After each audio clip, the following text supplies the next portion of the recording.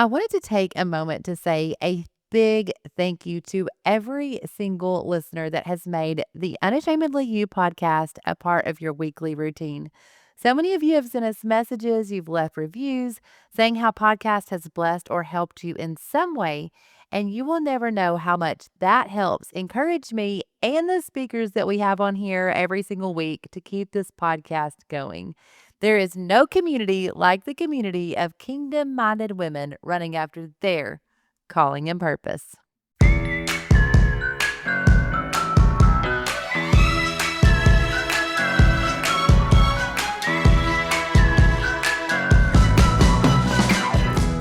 Hello, and welcome to the Unashamedly You podcast, a space to enlighten, encourage, and empower you to go out and unashamedly be who God is calling you to be. I am your host, Jamie Herndon. I pray you hear less of me and more of Him as you listen to today's episode. Let's grow together.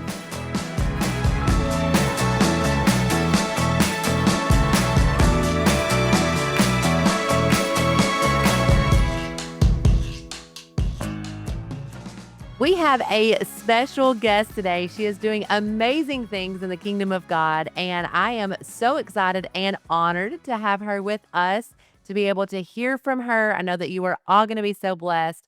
Amanda Chavis, welcome to the Unashamedly You podcast. If you'll take a moment and introduce yourself to us, tell us a little bit more about you. Oh, well, thank you so much for having me on. I am honored to be a guest.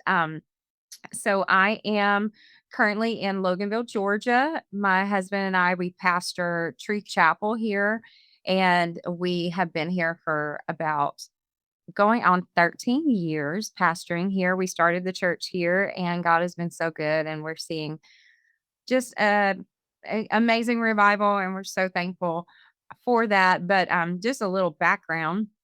We are originally from North Carolina, born and raised there. We actually lived about 20 minutes away from each other growing up.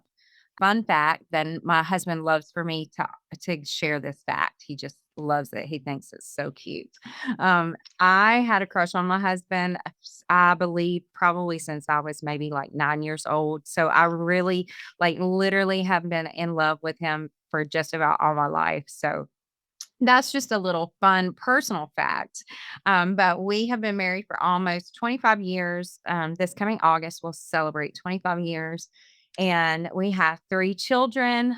Our oldest daughter, we have two daughters, and then our baby is a boy, Isaac. Our oldest daughter, Courtney, just got married. A week and a half ago. She just got married, so we're so excited. She married a wonderful guy from Florida. They are living here in Loganville with us, and then our middle child, Sydney, she is 18, and she's our little drummer girl. She's that spunky little middle child of ours. She's amazing. She's a drum instructor. If you want drum lessons, you can reach out to her on Instagram. But I'll put a little plug in for her. She's our awesome little drummer girl. And then Isaac is about to be 14. He is our little basketball player. He's the spoiled baby of the family. We all spoil him. And he just picked up the bass last week. He's learning how to play the bass guitar, and great kids. We're so blessed. They all work in the ministry here with us at True Chapel. And we live not a perfect life. Nobody lives a perfect life, but we do live a very blessed life. I'm so grateful. I was actually showing my husband Sydney's drumming videos that she has on social media. You guys, if you don't follow her, go follow her. And you'll be so impressed because I keep showing him and I'm like, look how cute she is. Like, look at her hair. It's all curled up and adorable. Her outfit is so cute and she's killing it on the drums. She is. We're so proud of her. And when she's been playing the drums since she was probably about 9 years old, I think. And I told her, I was like, Sydney, you can absolutely play the drums because I think that's the coolest thing. But if you're going to play the drums, you're going to play the drums like a girl. You're going to be feminine. And so she does. She wears her high heels to church. She comes all dressed up. And before she gets in the the drum cage, she takes her shoes off, her high heels off, and she's usually playing barefooted, but she's the coolest little thing ever. She's really amazing. She is. I love watching her videos. I mean, she is so good. Like, I was literally driving down the road where my husband's driving, and I'm showing him, and I'm like, "Look at this one. Look at this one." I can't wait to tell her that. She'll She's love it. killing it. I absolutely love it. So awesome. And your daughter and her wedding. It was all beautiful. Love following you guys on social media. I have 2 girls, and then we have a little boy too. Oh, And perfect. yeah, he come in, like I say, he come in like a wrecking ball. He really rocked our princess world, but we're All having a right. lot of fun.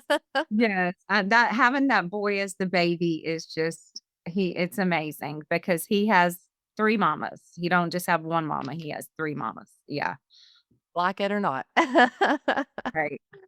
Well, I am really wanting to have you on to talk about something I know you're passionate about, and I really feel it's just a common thing for us, especially women, to face this. And you've been in several different seasons of life, so I know that you have had to face this at some point in your journey, and that is comparison. Right. We all know the saying that is said, comparison is a thief of joy, and it's very true. So, can you just share a time in your life when you were comparing yourself to others and maybe faced some comparison and how you overcame it and things that you had done that would help? Yes, absolutely. You know what? And I know, well, I'll just share this from early on, but I think we all deal with it like, every day in life. We're dealing with comparison in some form or fashion. But early on in our ministry, I was fairly young. We began evangelizing full time when I was about 25 years old. And I was a mom of, so Courtney was 3 years old, and Sydney literally was a newborn. I think she was 6 weeks old when we went full time evangelizing. So I pretty much felt inadequate in every area of life because it was kind of chaotic, traveling with two toddler or newborn and a toddler. But being a minister's wife and being a new mom, I fell into definitely a cycle of comparing myself in every arena that I was in, as an evangelist wife, as a mom. Um, trying to be that evangelist wife that we have in our head that sings and plays the piano. And I remember after service, playing for altar service and then running outside to the foyer, grabbing my babies and running to the foyer and selling my husband's CDs, which what are CDs now, but back in the day, that was run out, sell his CDs, and my girls, or Sydney was in an infant, like a car seat, and Courtney's running around. So it was a little bit chaotic in life. During that season. And I remember as mainly as a young mom, just feeling overwhelmed because our life didn't look like everybody else's life. My kids didn't have a normal nap time. They didn't definitely didn't have a normal bedtime. Most of the time when it was should when they should have been probably sleeping, we were out to eat at a restaurant and they were sprawled out asleep in the booth at a restaurant. Um, so I remember being so overwhelmed one night, and we were with preaching for some friends of ours, and I just kind of opened up to her and just told her that I felt just overwhelmed. I felt like I was doing my girls an injustice because their routine, they didn't really have a routine, they just kind of had to go with the flow, whatever we were doing they were doing. And she gave me a piece of advice that literally changed my life in that moment, and it helped me so much in that season of my life. She told me, she said, "Amanda, do not feel guilty that your girls don't have a routine, that they don't have a nap time, or you just squeeze a nap time in whenever you can. Do not feel guilty." She said, "God has not only called you and your husband to do this, but God has also called your girls right along with you." And she said, they are learning right now, as little as they are learning what ministry looks like and how to flow in ministry.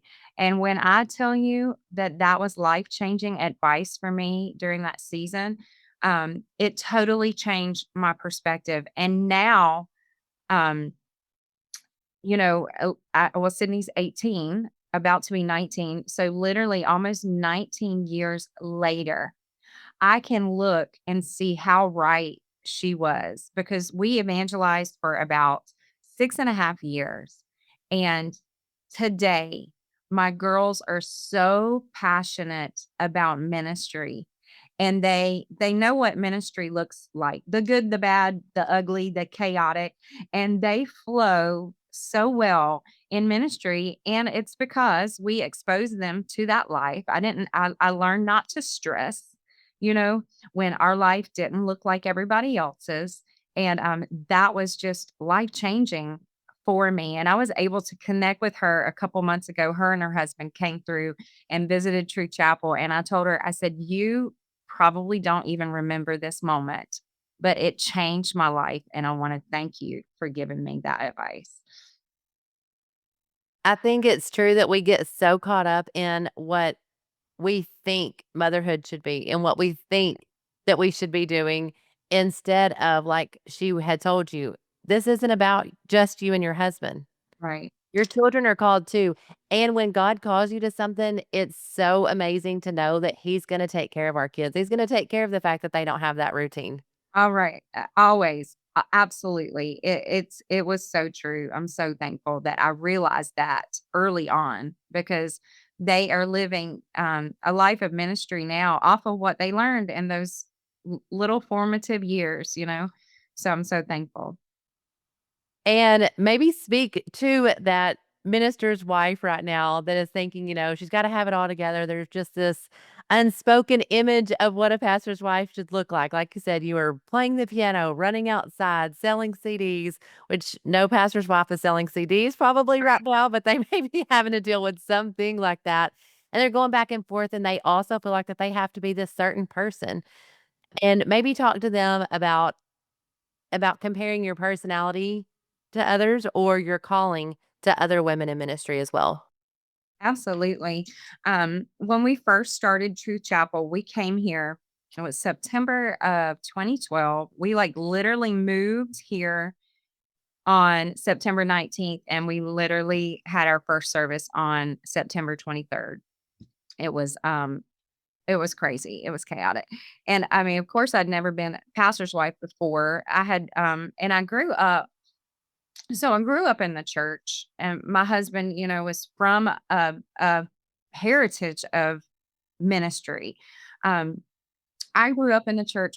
My parents raised me in the truth, but my parents were not in ministry. They were just faithful to church, and I'm thankful for that. But I didn't really know what it was like to live, in a pastor's home. So man, we hit the ground running when we moved to Loganville, and there were many overwhelming moments, still many overwhelming moments. But I remember in those first few years, trying to figure out what my role was here as pastor's wife. What was, I guess, what were the expectations of what I was supposed to be doing. You see all these people around you with different types of ministries. I can just think of all these pastors' wives that are teaching. They have their weekly Bible studies that they're teaching. They are having weekly prayer meetings. They're directing the choir. They're playing the piano. They're coordinating every baby shower at the church. They're cleaning the church. And just as a new pastor's wife, I remember thinking, oh my gosh, how do I do all of these things? Um, and over the years, I have realized that even as a pastor's wife, that it's not a cookie cutter role. There's not a I'm trying to think of, and there's not really a detailed job description of what a pastor's wife should be. And what a pastor's wife is now may look a lot different than what it looked like years ago. So trying to figure out, okay, God, what have you called me to be as the pastor's wife of True Chapel? What does that look like? I can't compare myself to the pastor's wife, you know, across the state because her giftings might not be what you gifted me with. So I've learned just to try to be confident in um, my giftings and just roll with it. And I feel like all that God is looking for is a willing heart, and He's not put us in this mold of like, okay, you have to be able to do this, this, and this, and this to be a successful pastor's wife. And when we try to put ourselves in that mold, we'll leave feeling defeated. That is so true, and just really remembering, like you said, what did you gift me with? Right. Because I think that a lot of times it's so easy, even as, as a saint or as a mother, as a wife, we all have different giftings and we're all different, Yeah. which is Yeah. a lot of what the Unashamedly You podcast is all about, unashamedly I being who love it. God has called you to be, instead of that comparison game. And I know that even with myself, it's like, man, if you could sing or play the piano or had any musical ability at all, you could really be a better saint even. Yeah. Yeah. And I don't, like, I am a much better saint worshiping than I am singing, like, they do not want me to sing. Yeah, yeah, well, it's not your gifting. That doesn't mean that you don't have other talents, and, Paul tells us I love, 1st and 2nd Corinthians because he tells us that, we shouldn't compare it he says, "It's not wise to compare yourselves one to another." Tells us that in 2nd Corinthians chapter 10. He said that people that do that, that compare themselves to one another are unwise. And he also tells us in 1st Corinthians, if you go back to chapter 12, he tells us that we all have a gift. We all aren't called to do the same thing. And your gift may be more visible than my gift. Maybe you can sing, maybe you can play the piano, maybe you can preach or teach. Your gift may be more visible than my gift, but it doesn't mean that my gift is less important. You can't see the heart beating inside my chest, but it's like the most essential part of my body. And Paul tells us, if the whole body were an eye, how could we hear? Or if the whole body were an ear, how could we smell anything? And he also says some parts of the body that seem the weakest and least important are actually the most necessary. And sometimes we when we compare ourselves to others, all those visible things, those gifts that we feel like are spotlighted, if we don't have those giftings, we feel like we're not as important. But Paul says, and the parts we regard as less honorable are those we clothe with the greatest care. So we carefully protect those parts that should not be seen. Like during COVID, many of us lost our taste and our sense of smell. I remember it was Thanksgiving of 2020, Thanksgiving morning. I knew I'd already been diagnosed with COVID but earlier in the week, but it was Thanksgiving Day. We were already missing out going to be with our family for Thanksgiving. We were stuck at home, quarantined, and I had thought that morning, you know what? It's Thanksgiving. I'm going to get up, I'm going to take a shower, and I'm going to pretend like this is a normal Thanksgiving day. A beautiful family in our church was bringing us over a whole feast. So I was like, I'm getting a shower. I'm going to eat. I'm going to enjoy. How about I got in the shower and I lathered up and I realized that I could not smell the soap. I was like, "Oh my gosh, I can't smell. I've lost my smell and taste." I literally lost it Thanksgiving Day.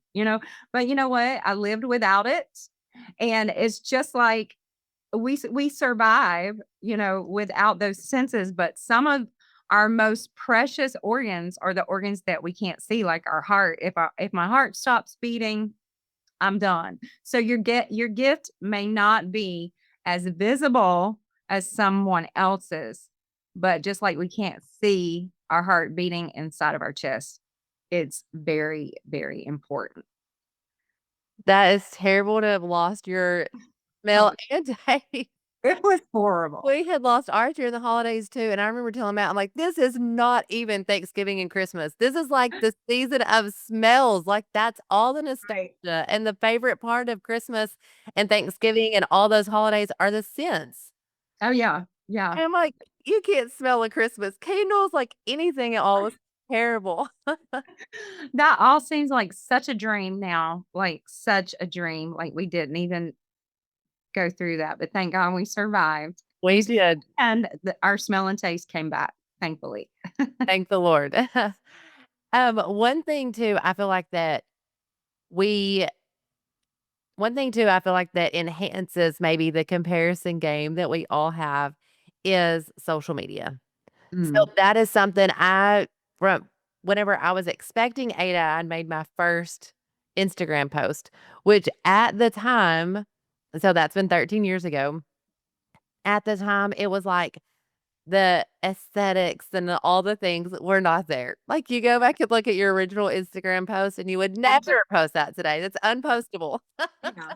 Unpostable content that we used it for at the beginning. But now you see it and you see and so I think it also adds to that comparison game of, perfection, motherhood, being a wife, I'm sure, being a Yeah. pastor's wife, running a church, and all those things too.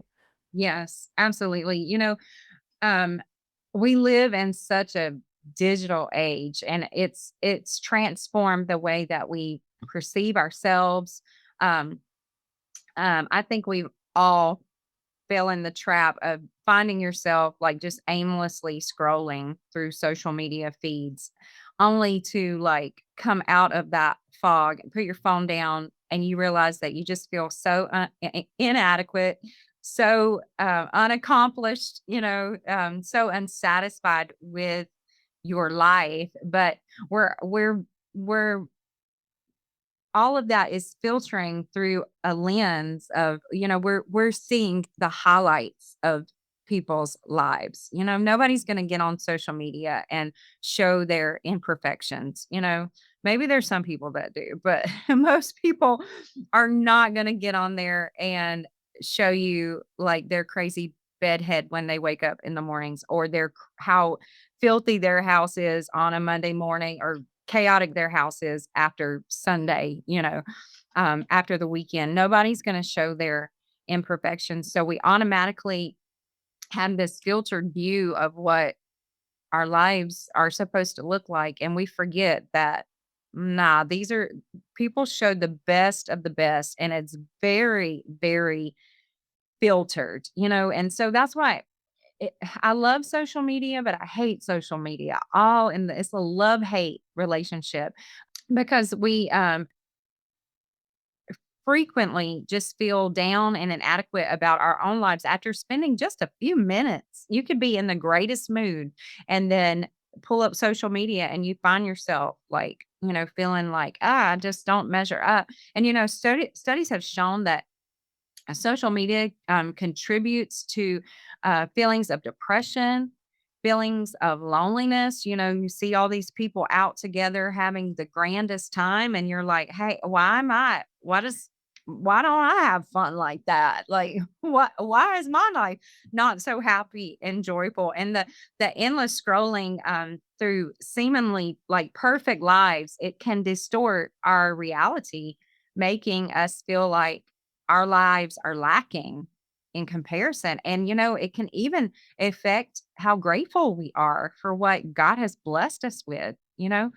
A growing body of research suggests that there's a huge correlation between heavy social media usage and the increase of like mental health problems, like anxiety, depression, low self esteem. All of that research has shown that a lot of that is connected with heavy social media use. That's why we have to be so very careful how much time we spend on social media. And we need to be mindful of how we feel when we come off of social media.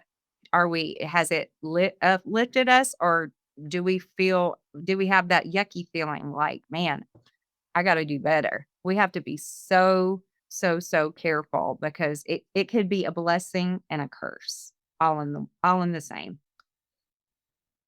For sure. I know even, I'm like, well, I unfollowed a lot of bloggers that their life is perfect because I'm like, that's not even my life. And Right. Yeah. I can't keep up. Yeah. But even like, I'm like, well, I'll follow or even get on Pinterest, and look up for outfit inspo. Right, right. And then I'm like, they look so adorable. And then I go try it on and I'm like, this is terrible. Like, and then you feel super horrible about yourself. And one Right, thing that you had said, one thing I love that you said was talking about it'll make you feel ungrateful for the things God has blessed you with. right. So he may have blessed you with a home that's not perfect in every way. It may need some more fixing up to do, or he may have blessed you with a car that is not the same as some millionaire blogger that you follow and that they had just gotten a new car, or, it Right. blessed you with the family and your family dinner isn't sitting down and it's not all absolutely perfect, or your Christmas morning wasn't the same as theirs. But one thing that I have told even my girls, which they don't have social media, but they have seen, other people do this and see they've got this and they've got that, or Yeah. friends that'll say certain things. And I always tell them, I'm like, you only see or hear the highlight part, like the good part. A- Yeah. And you want them to remember that part. And I'm glad that that's what they remember. And I want to post, the better parts too. I'm not going to post, Right. I was just yelling at my children and it meant that to get them to do the smile and say, Right. you see those memes and it said, um, like, if you don't sit here and smile, I'm gonna do this, this, and this. And then you like post, you're like, I love my kids. They light up my world. Yes, I had to beat them to take this picture, but yeah. Yeah, but you didn't post that. That wasn't your caption. Like, beat this, just make them sit here. Right. Uh, And how many takes did it take them to get that perfect reel? They were probably so flustered at the end of creating that reel that the rest of their dinner was ruined. They were so grumpy. How many takes did it take to That get is it so perfect? true, and how much time did it take? Because Right. anything that's created a reel, it's not a 5-minute ordeal, like, I wish it was, I Right. think it's gonna be, and it's Yeah. not. I Yeah. delete something and gotta go back, yeah, you're just so frustrated, and so just remembering that, like, reminding yourself, "Look, did I have time to" you can do the same thing, but did I have time to go around making these perfect reels or making this perfect or that perfect? What Yeah. else did I do? Right. Right. What did I do today that helped my family? That What was meaningful. Right. What did Yeah. I bring to the table that was with them? Dinner may not be perfectly spread out tonight, and we might just be, eating as Off something paper that plates. yeah, Yeah. that we picked up as fast as possible. But at the same time, we went on a family walk or we went to the park and we spent too much time doing that, or we had this or that to go to that took up our evening, and that was a blessing to have Right. that. Yeah, we can't forget. We can't, let it affect us so much that we are just ungrateful. We have to be grateful for what God has blessed us with, for sure. So how do you handle the pressure of comparison when it feels like, people expect you maybe even to always have it together, especially probably on this one, speaking to a pastor or a minister's wife and people looking to you?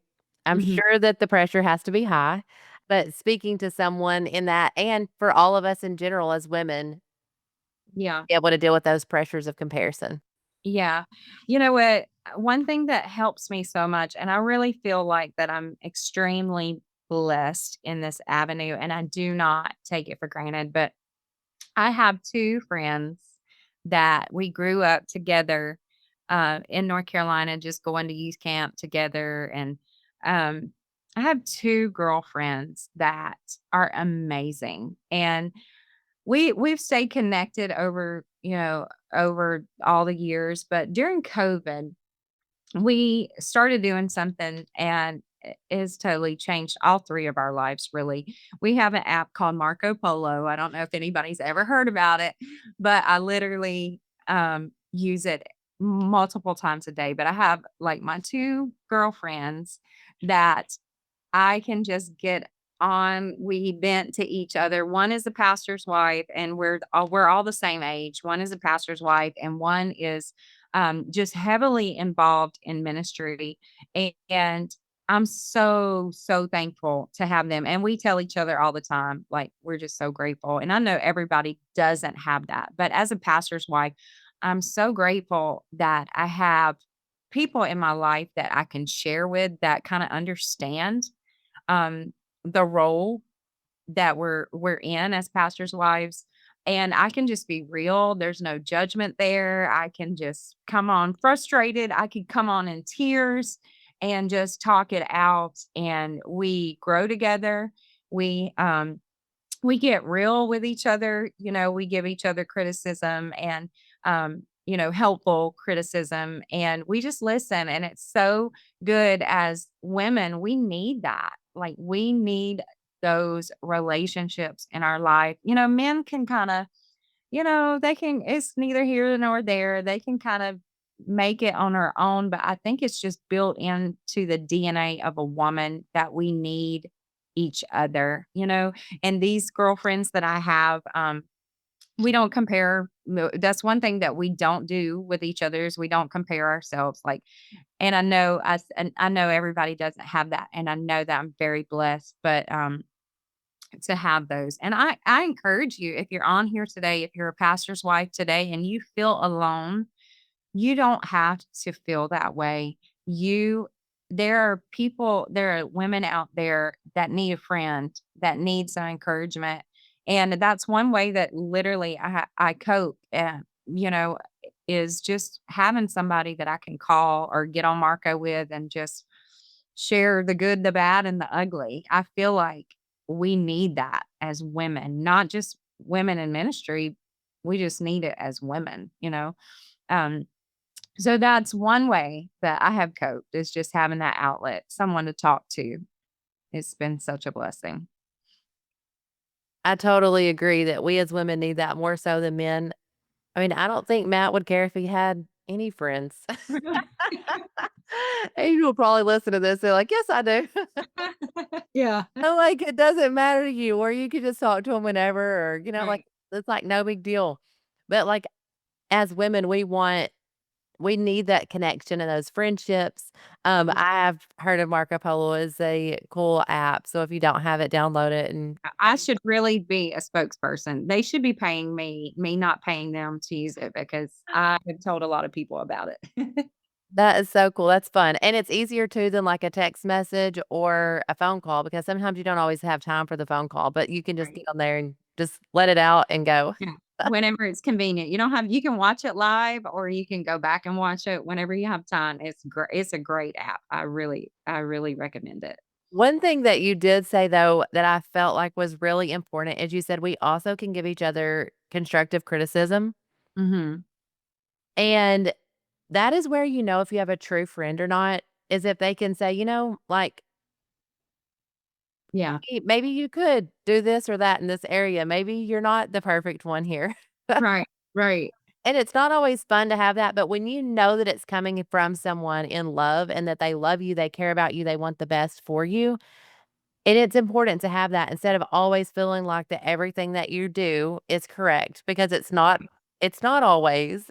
No, we need somebody to tell us, nah, that's not quite right. Maybe should rethink that.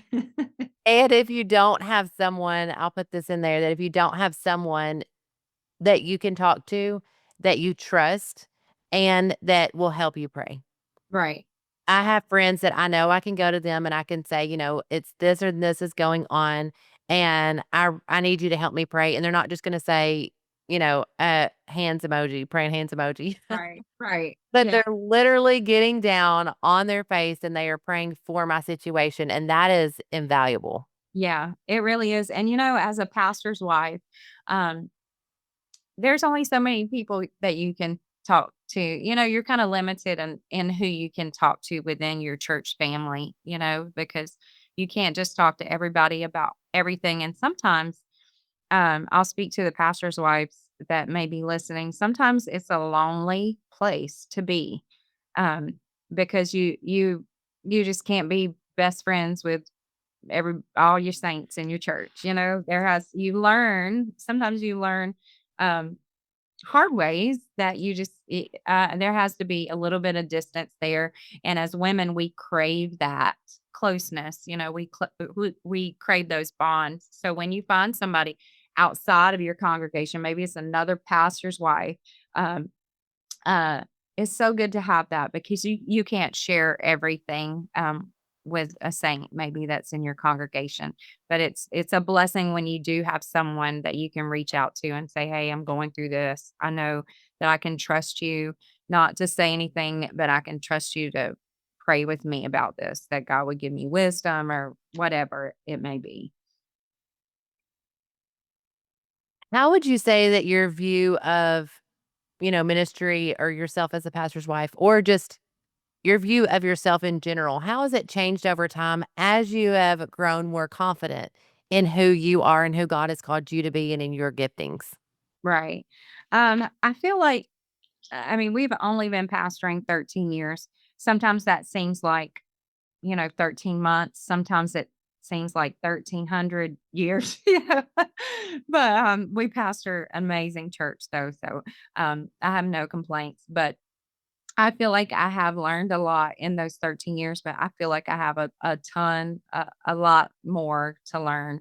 But I feel like the longer we're here and learning from the successes and the failures, that because we don't do everything right. We're learning, being led by the Spirit, but we're learning as we go. Some things, are you just learn from your mistakes and you do better. And I feel like from that, I'm learning um, how to be who God called me to be and not trying to be something that I'm not, but being who God called me to be and trusting him that God, you called me to this and you're going to lead me through it.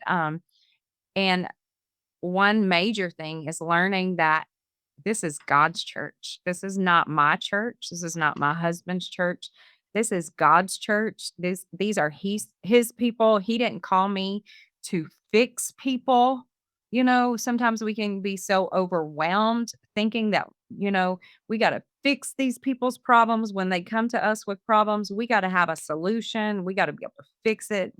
And I remember feeling that pressure like early on. It's like, oh, they're coming to us and they're wanting us to have a solution, like, to whatever they're going through. Figuring out over the years that, most of the time they're not coming to you wanting you to fix their problems. They're really just needing someone to talk to, somebody to pray with them. Learning that has helped me to be more confident in who I am. I don't have to fix these people. All God really wants me to do is just love these people, be there for them, be an extension of Him to them, pray with them. Now that I'm realizing that more and more, because people's problems in today's world, they're so complex. Like if we've felt the need to fix every person's problem that we sat down with, oh my goodness, I need some medication just to help me sleep at night. But in learning that this is God's church, these people are God's people, and just knowing that, like, God has equipped me to be what He's called me to be. And if I would just love the people, He will handle it, everything else. You had mentioned too that like you make mistakes and you learn from them and you move on. Right. I think for some reason, us as humans, it's really easy to do this. We don't want to admit that there was a mistake. But Right. then you can't learn from it. Yeah. When you can't learn from it, you can't move past it and move on. And so you're just stuck in this repetitiveness of you're gonna make mistakes. Like it's okay. We teach our children that. Like you made a Right. mistake, it's okay. We'll pick yourself up, we'll move on, admit you made a mistake, say I'm sorry, let's go. Yeah. And sometimes we'll get stuck in that mode of, not admitting that there was a mistake made. And then you can't move on from it and you can't learn from it. Yeah. What I've learned too is that if you will admit your mistakes and you will let people see your imperfections, even as a pastor's wife, people love you all the more knowing that you will humble yourself and say, "You know what? Maybe I handled this. Maybe there's another way that I could have handled this better. Maybe I didn't make the right call. Maybe maybe I did make a mistake." When you own up to those mistakes instead of being prideful and, saying, "No, this is how it had to be done," but you own up to those mistakes, people love you all the more and respect you all the more because they realize, you know what? They're human just like anybody else. They're not above making mistakes, and when they can own up to their mistakes, it gives them a whole new respect and whole newfound respect for you. I totally agree because we're not perfect and no one is perfect and we don't expect No. anyone or you shouldn't expect Oh, please don't expect me to be perfect. Please don't.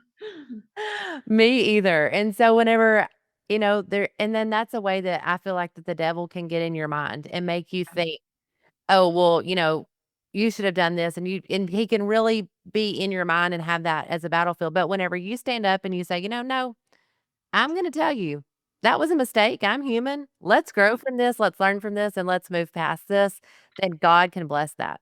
Absolutely. I agree totally. So you have a new venture going on outside of just being a pastor's wife. Tell us a little bit about that and a little bit about what you are doing. Yes. So, and you know what? It's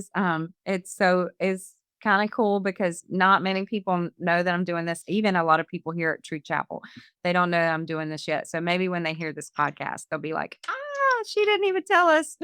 But You don't wanna miss out on any of the Unashamedly You podcast episodes because you never know right. what you're gonna get to hear.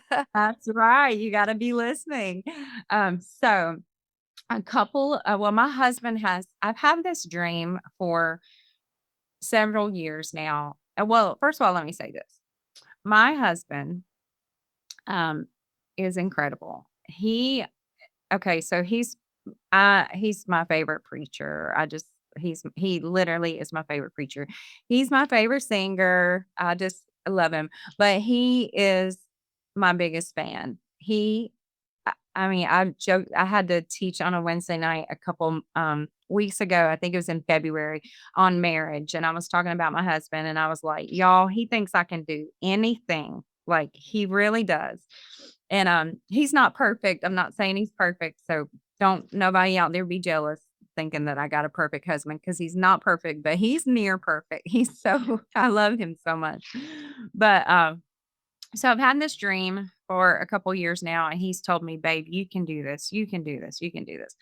But I haven't done it because I'm just scared. I'm like, some people aren't afraid to fail and they will just try stuff and fail and then just get up and try something new. That is not me. I do not like the feeling of failure. But my husband has told me, "You can do this over and over." So, a couple months ago, we were having a baby shower, not a baby shower. Oh, I'm prophesying a bridal shower for my daughter Courtney. um, and we were at this. We had rented this venue, this event space to have her bridal shower. It was so beautiful. Like it was just decorated. It was just gorgeous. And being there in that environment, it just made me so happy to be in that space and that's something that I've dreamed of doing for a long time, and my husband's always like, "Babe, you totally can do it." Well, something happened in me during that shower. I really honestly feel like it's a God thing, but something sparked in me, and I was like, "You know what? I can do this." So, I have rented a building here in downtown Loganville and I'm opening up my very first event space and very first business that I've ever tried. It's called Ember and Ivy is the name, and it's going to be an event space for birthday parties, showers, graduation parties, whatever, business parties, whatever you want to rent it for. It's going to be available, but it's going to be beautiful. I'm in the process of decorating it right now, trying to get it fully furnished where all you have to do is just walk in with your stuff. You don't have to come in and decorate. It's already decorated and you just bring your food, whatever, and you just leave when you're done. So that is my new business venture. I'm so excited. I'm terrified. I won't lie. I'm a little bit scared, but I feel like it's a God thing. And my husband believes in me and he's got my back. So here we go. Yeah. That is incredible. I'm so excited for you. I think maybe not, but maybe so. So many women, like, that's a dream because that is, like you said, it's such a fun, exciting environment. No matter what anybody's coming there for, it's for a good time. Yeah, it was just something happened to me that day, and it was just such a beautiful space, and I was like, "Man, would love to have a space like this that people could just come into and just feel relaxed and spend time with their family and just celebrate whatever they're celebrating." So you'll have to be if you're local, you'll have to be on, the lookout for Ember and Ivy, for all your event needs. I am so excited about that. I cannot wait to see more and to hear more about it. So, are you going to put it on social media and show us? It will be on social media. We're still working on the website, still working on the Instagram, Facebook page. So hopefully, the beginning of May, everything will be launched and it will be open for business. That is incredible. Well, show us the backstories and let us see all the things that are happening along the way Yes, I will. through social. That is so fun. So, starting something new, and like you said, you don't like to start and fail, and no one likes to start and fail. Like, no one starts any business and says, let's see how long it takes me to fail. Yeah, right, right. No one ever does that. So, let's talk about comparison in this area. Yes, yeah.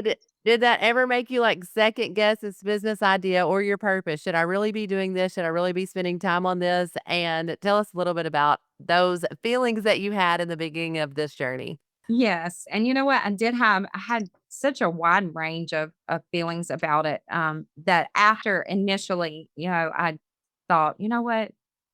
Maybe I should do this. Maybe God is calling me to do this." And it's a little bit outside of, I mean, really outside of my role as a pastor's wife. This is more just like on the personal side of me, a venture in my personal life. And so, I second guessed it there. I'm like, God, do you really want me to do this? Because it really doesn't have anything to do with True Chapel. Like and I've got the roles that I play as a pastor's wife. I don't want anything to distract me.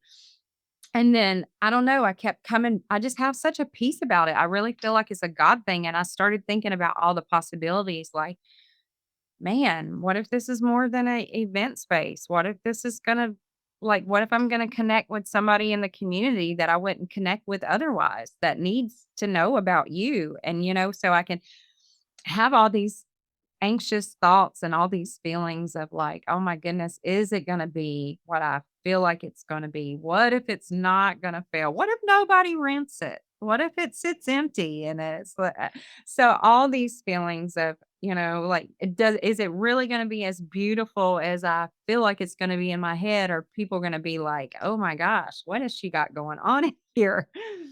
So all of those feelings, but ultimately when God calls you to do something, if you just step out on faith and just trust Him, like it's going to be okay. Like, even if it fails, like God will help me pick up the pieces. Sometimes we have to take that leap of faith. If not, we'll never step in to the things that God has called us to do that we really could have never imagined that He had planned for us. We have to take that leap of faith. And it's like anytime that we take that leap of faith, a lot of times it starts off being something that, you can see and something that's in your head and there's a vision there. But then once you take the leap of faith, you get started in it. God says, nope, it was really for this. This is why I put you in this place. This is why you're doing what you're doing. That's even with Unashamedly You, the Unashamedly You podcast. Everything to do with Unashamedly You is not exactly what I had envisioned for it 3 years ago whenever I was dreaming this up and I was trying to find the name and creating the website. It's not the exact same as what it was. But over time, God has placed and pieced things together Yeah. that I could have not even imagined at the beginning, and I would have not have even done it. If Yeah. I would have known that that's what it was for, I'd have been like, I'm inadequate. I'm not able to do that. There's no way. Like, this is not for me. This is not really what God would be calling me to do." But he called me to something that I could see, in a vision that I could see.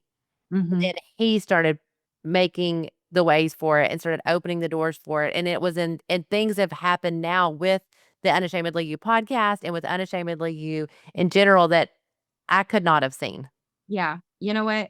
And that's amazing. And if you think about it this way, like God is stretching us in everything that He asks us to do, even especially in the scary things. God is stretching us and increasing our capacity. It's just like a rubber band.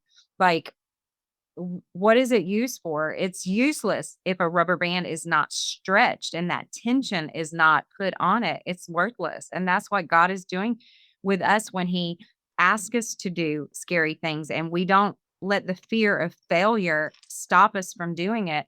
He's stretching us and He's increasing our capacity.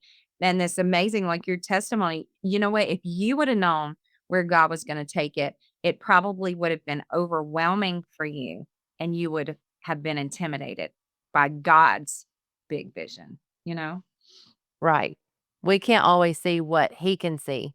Yeah, When you're praying, you're trusting him and you're walking through the doors that he is opening for you, then you don't have to know the big vision. You don't have to know the big picture. right. You just keep going and it keeps opening the doors and then it just keeps working out in the way that he would have it to work out and in the time that he would have it to work out in. So I'm Yeah, so excited about this event center. I can't wait to follow and see all the amazing things that you do with it. But how do you balance excellence and inspiration from others? Like you got some inspiration without falling into that trap of comparison. And that's even when some people start something on social media, a business on social media, or motherhood. There's so many things we can fall into that trap of comparison when really we could be taking inspiration. right. You know, I mean, we all want to believe that just original. All of our ideas are original. But in reality, we're constantly being inspired. I don't even remember how I cooked a meal before Pinterest was a thing, you know? I'm like, how did I even know how to do anything before I knew about Pinterest, you know? Which that's funny. I'm sure that I could, but I refer to it a whole lot. But, we're always being inspired. I mean, everywhere you turn, and you take that inspiration and you apply it where you can apply it and you be take we can't be copycats of each other. You can be inspired by someone, but that doesn't mean that you have to just be a complete replica. Like we can be inspired by others and not try to be better than others, but we can glean from each other. And when we try to so there's two ways of comparison. You can compare yourself up where you feel like you're not good enough, or you can have downward comparison where you feel like people are beneath you and you're better than people. So there's two different avenues of comparison, and we have to be careful both ways. We can't try to be better than others, compare ourselves above others, and we can't let comparison keep us stagnant. But like we're not good enough. We have to be so careful. God called us to be us. God didn't call me to be you, and He didn't call you to be me, but I can be inspired by you to be better, not better than you, but be a better version of me. That is so good. I love that talking about both ways. Yeah, It's not just that you're never good enough, you're never adding up, but there are times whenever you're like, you know, I'm better. This is better. I do this better. And instead being able to balance yourself and say, you know what? When we're constantly working on ourselves and who God's calling us to be and walking in the ways that He would have us to walk, then we're not comparing ourselves to others, but we're comparing ourselves to Him, right, the version right. that we've been before. and then allowing other people to inspire us to be a better person and version of ourselves. What scriptures help you to anchor yourself in those moments where comparison can steal your peace? Right, right. Like I said, when Paul was talking to the church of Corinth, he's reminding them that they're all gifted. Like each one has a gift. We all have a gift, and no gift is better than the other. We all work together. First of all, I love Paul. I can't wait.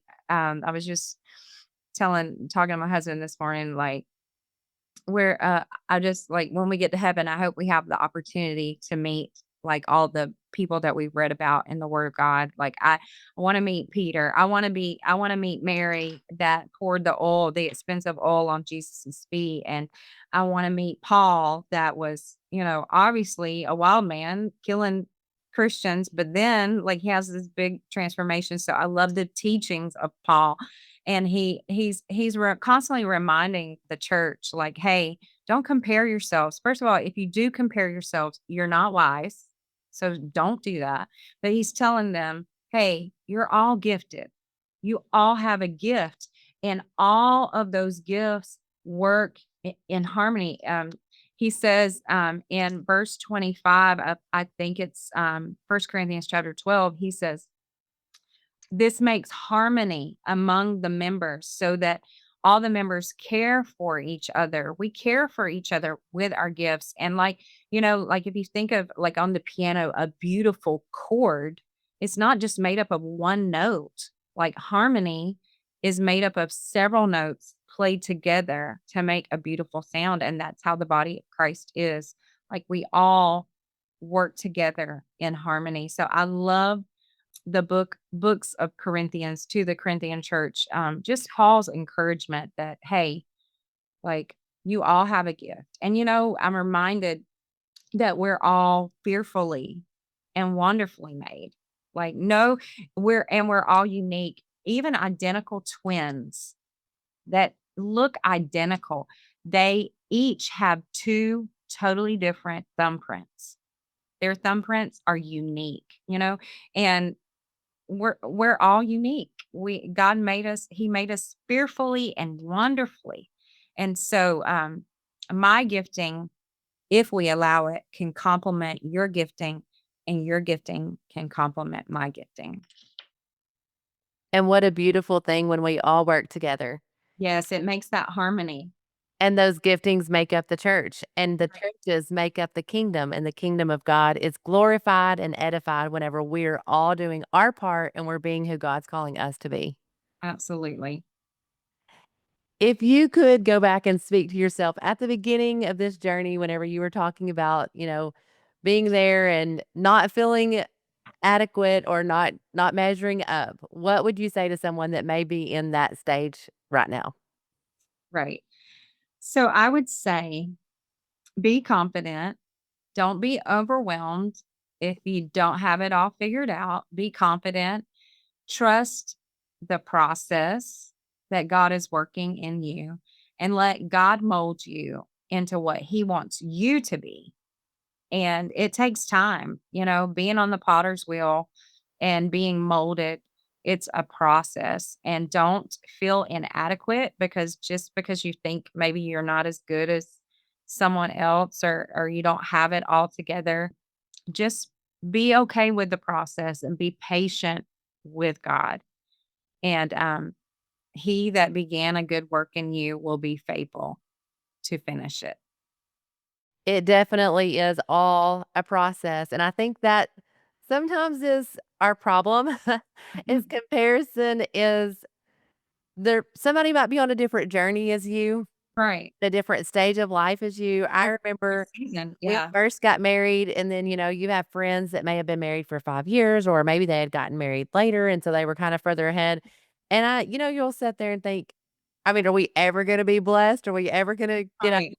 financial woes of, newly married? And then as a mom, you're like, am I ever gonna have it all together? Am I ever gonna have it figured out? And then you start realizing like, no, you're not, but it's okay. Yeah.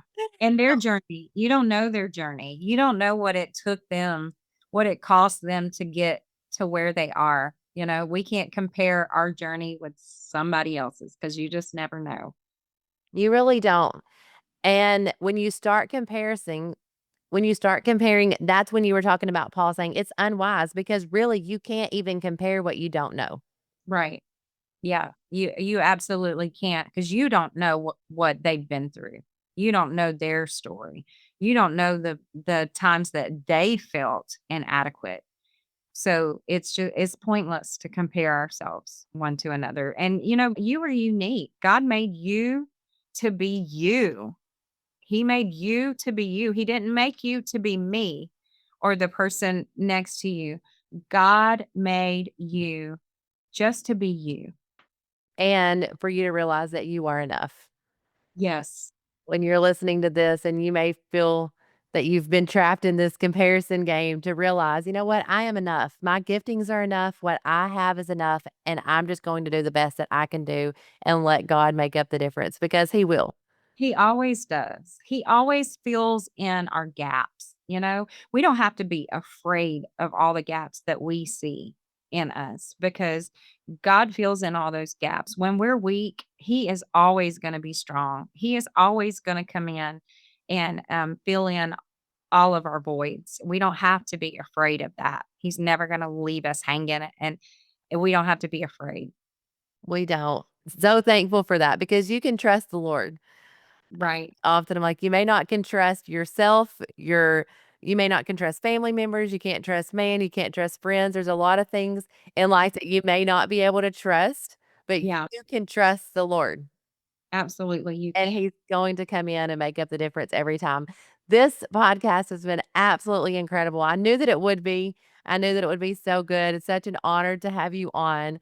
What is one last thing that you would want to leave with the Unashamedly You community today? Yes. So, probably one last thought would be that God does not call the equipped. He equips those that He has called, but not only those who He's called, God equips those that are willing. We all know that the verse, many are called, but few are chosen. But what if we look at it this way? Many are called, but few are willing. So we are so blessed just to be called to the kingdom for such a time as this. To be called to the kingdom in this day and age, because God is coming back so soon, and He's just looking for people not that are fully equipped, not that have it all together. Because if He calls you to do something, He's going to equip you to do it, and He's also looking for those that are just willing. He's looking for those that are willing, and He's coming back so soon. We've heard it all our lives, but we could actually look around now and see what's happening in the world. And we know that, okay, like for real, God is coming back soon. And, if you think about it this way, just like a coach for a basketball team, if they're trying to win a championship, he doesn't throw in the second string at the end of the game. He doesn't throw in the weakest players at the end of the game when the score is tight and they're running out of time. He puts in his best players. And if you think about that, that's who we are. That's who you are today. You're called for such a time as this. So he's not pulling in his second stream right before he comes back to call his church home. No, he's called you. He's saved the best for last. And he's called you for such a time as this. And he will equip you with everything that you need to be successful in his kingdom. All he needs you to do is be willing and just be unashamedly you. Thank you so much for all of the advice and the encouragement that you have shared today. It has been absolutely incredible.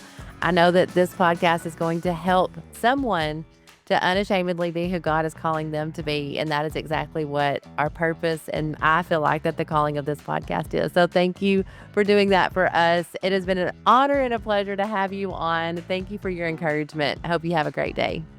Thank you. My honor. As always, thank you for listening to another episode on the Unashamedly You podcast. We would be delighted if you'd go and leave us a review. Let us know how this podcast has helped or encouraged you. Your reviews and comments mean the world, and I pray that you find the encouragement you need week after week with each episode. Go be unashamedly you.